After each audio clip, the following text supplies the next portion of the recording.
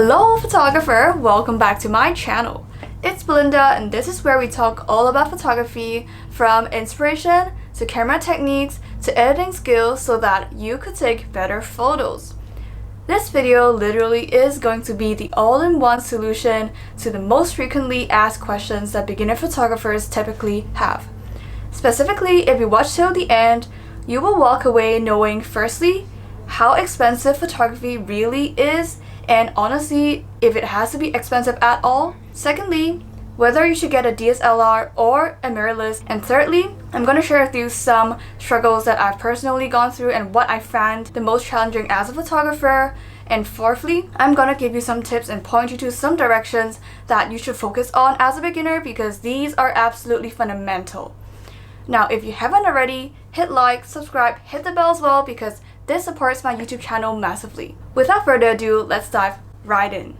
First off, it is a question that most people would be concerned with, which is, how expensive is photography? Let's take a closer look at this question because in order to answer it, you need to know what you want to do with your photography.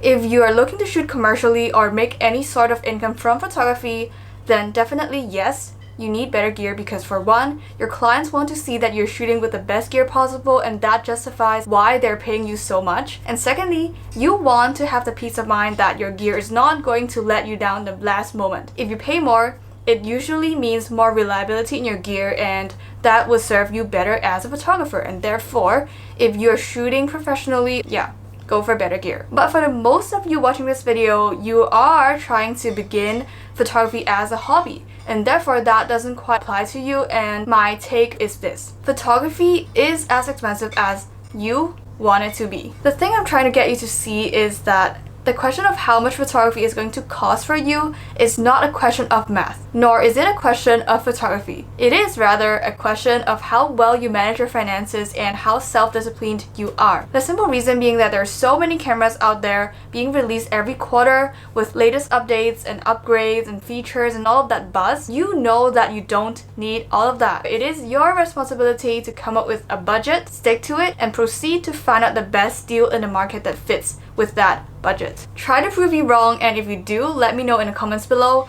But I'm pretty confident that in today's day and age, with today's technology, you will be able to find a camera that allows you to take decent photos as a beginner photographer at whatever price point you've set. I'm not saying this just because I can't math. Honestly, most photographers can't, but that's not the point. If you insist that you need to know exactly how much you are going to spend, head over to my blog where I put together a list of the expenses that you could reasonably expect to make as a beginner photographer. Now again, that is based on my experience and it might not be the case for you. Take it as a reference, and I'm not gonna repeat all of those figures and stats here because it's so nerdy. Alright, so money aside, we've now come to the next question, which is what camera to get as a beginner. The debate usually happens between DSLRs and mirrorless. For this purpose, I would be inclined to suggest the mirrorless. The main reason behind this suggestion is because mirrorless cameras are usually easier to carry around. They're lighter in weight and smaller in size. This is really important for beginners because when you just started doing photography as a hobby, you are not quite used to carrying this extra bit of weight on your shoulders. If it's hard to carry around, it might get you to think that, I don't feel like bringing my camera out today. I don't feel like bringing my camera to that event. It feels too much. It can be a hindrance to your learning curve. I would recommend that you eliminate such kind of disincentives that stops you from shooting more. For this simple reason, go for a mirrorless.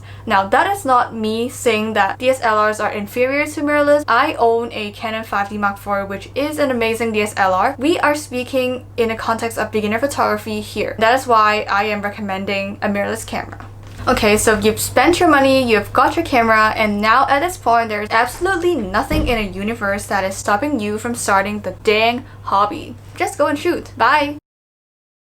Jokes. So I'm going to share with you some of the greatest challenges that I've encountered as a photographer to this date. And the reason why I'm telling you this is not because I want to rant, okay? The reason why I'm saying this is because I want you to know that as a photographer, we have down days. Like, it will happen to you, and I want you to recognize it immediately when it does, so that you don't abandon the whole photography hobby altogether and that you don't get discouraged that badly. I want you to know that it's totally human to experience these kind of down days. The first type of challenge that I come across quite frequently is a technical one. You'll realize as you start to shoot more, you will get more screwed, failed, missed shots, whatever you call it, before you actually come to a shot that you're happy with. And well, there's no end. It just happens like that. You will come to notice that as you shoot more and more, in this trial and error process, you will find that your margin for error decreases gradually, and if you do this time after time after time, without you knowing, one day your photos will look amazing. So the first one is about techniques, and the second thing is about inspiration. There are days that you just don't really feel like producing anything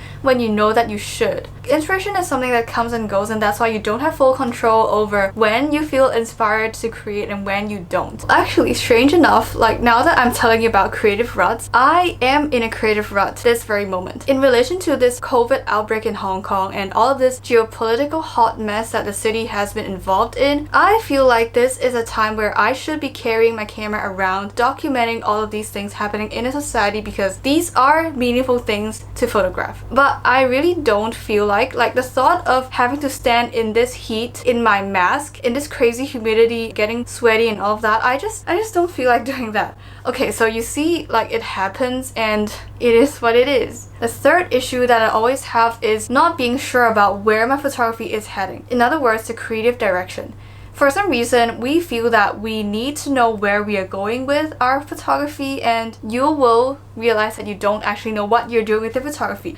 And that sounds quite pathetic, but that is just the case. And honestly, not just with photography, but with a lot of creative arts in general. Having done photography for quite a few years now, and having gone through a few of these kind of breakdowns, I've come to the realization that yeah, it might be true that you will never be able to figure out what exactly you do photography for and where exactly it's heading to. But the catch is, you don't need to, because that's not the point. The point really lies in the thought process behind taking every photo, and I'm aware that at this point this can get a bit too philosophical for the beginner. So yeah, I'll leave you at that, and I'm sure you will come to terms with yourself as to where you want to bring your photography. Another thing that I would definitely recommend every beginner photographer do in relation to the hobby is to learn the rules. Quite apparently, photography is not about rules. It's not about following the rules to a T, nor is it about breaking every single rule out there. The reason why I want you to learn about the rules is because they are there for a very good reason. There are some rationales and ways of thinking behind these rules, and the very fact that these rules have stood the test of time shows that they have been consistently bringing value to photographers. In the process of incorporating these rules into your own work, you're doing more just than copying. You're in fact learning to think like these people who have made these rules. You're getting into their brain, seeing the world in a way that they see. You will realize that you're learning way more than just the rules. And once you've come to understand the logic behind these rules, you're then free to use it as you like in your work. Now, some of those rules that I recommend beginners to look into are definitely the rule of thirds, composition, color theory, the exposure triangle, just to name a few, and this is by no means an exhaustive list. If you don't already know, I have been writing quite a lot of articles on these fundamental rules in relation to photography for beginners. They will be linked in the description box below. Oh, and if you have any other questions that you want me to answer, let me know in the comment section below. I will totally make a video on it. If you found this content helpful and that you haven't already done so, hit like, subscribe, hit the bell as well, because this would help my channel massively. Thanks for watching, and I'll see you in the next video. Bye!